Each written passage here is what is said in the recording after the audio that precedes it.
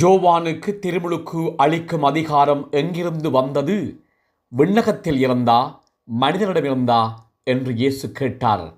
அவர்கள் இயேசுவிடம் எங்களுக்கு தெரியாது என்று பதில் உரைத்தார்கள். அன்புமிக்க சகோதர சகோதரிகளே, திருமுழுக்கு யோவானை பற்றி இயேசு பலமுறை குறிப்பிட்டார்.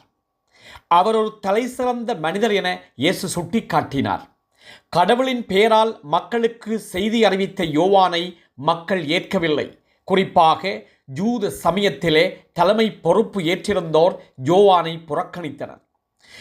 திருமுழுக்கு யோவானைப் போலவே இயேசுவும் கடவுளாட்சி பற்றி பேசினார். மக்கள் மனம் மாற வேண்டுமென அழைப்பு விடுத்தார்.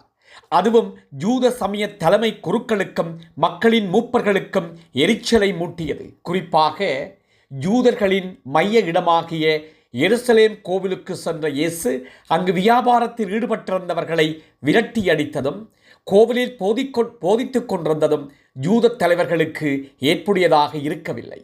அவர்கள் திருமுழுக்கு யோவான் பற்றி என்ன நினைத்தார்கள் என இயேசு கேட்டார். அவர்களோ எங்களுக்கு தெரியாது என்று பதில் கூறி தப்பிவிடலாம் என நினைக்கிறார்கள். இது உண்மையான அறியாமையா? அறியாமை என்பது இருவகைப்படும். ஒன்று குற்றமற்ற அறியாமை, மற்றது குற்றமுள்ள அறியாமை. குற்றமற்ற அறியாமை என்பது நாம் ஒரு பொருள் பற்றி தெரிந்திராத தகவல் சாதாரணமாக நம்மால் தெரிந்து கொள்ள முடியாததாக இருப்பதால் எழுகிறது. ஆனால் குற்றமுள்ள அறியாமை என்பது நாம் வேண்டுமென்றே ஒரு பொருள் பற்றி அறிய முன்வராமல் இருப்பதை குறிக்கும். இந்த இரண்டாம் வகை அறியாமையைத்தான் நாம் தலைமை குருக்களிடமும் மக்களின் மூப்பர்களிடமும் காண்கிறோம். அவர்கள் திறந்த மனத்தோடு கடவுளின் செய்திக்கு செவி கொடுக்காதிருந்ததால் யோவான் யார் என்று அறிந்திருப்பார்கள். இயேசு யார் என்றும் அடையாளம் கண்டிருப்பார்கள். ஆனால் அவர்கள் உள்ளம் திறந்திருக்கவில்லை. அவர்களது இதயம் ஒரு விதத்தில் மழுங்கி போயிருந்தது. இயேசுவையும் அவருடைய போதனையையும் நாம் அறிய வேண்டுமென்றால் நம்முள்ளத்தில் நேர்மை வேண்டும், நம் இதயத்தில் அன்பு வேண்டும். குற்றம் காண்கின்ற மனப்பான்மையோடு மட்டும் நாம் வாழ்ந்தால் கடவுளின் குரல் நம் உள்ளத்தில் எதிரொலிப்பதை கேட்க நாம் தவறிவிடுவோம். சிந்தித்தவர்களாக இன்றைய நாளுக்குள்ளே செல்லுவோம். அன்பின் பரலோக பிதாவே, இயேசு ஆண்டவரே, தூய ஆவியானவரே, உம்மை போற்றுகிறோம், உம்மை வாழ்த்துகிறோம். ஆண்டவரே, உமக்கு ஆராதனைகள் செய்கிறோம். என்னுடைய நாளை தந்து உம்மை ஆசீர்வதித்திருக்கிறீரே, உமக்கு நன்றி செல்கிறோம்.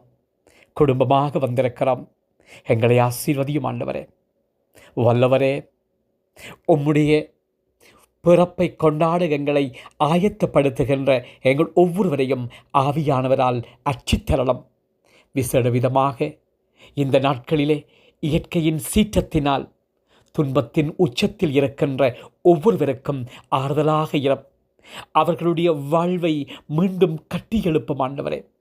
அவர்களை தூய ஆவியானவரால் ஆட்கொண்டரலும்.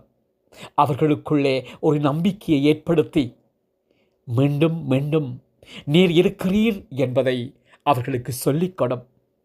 எங்களை நாங்களே கண்டுகொள்ளச் செய்யும் நல்ல தந்தையே. ஆமேன், ஆமேன்.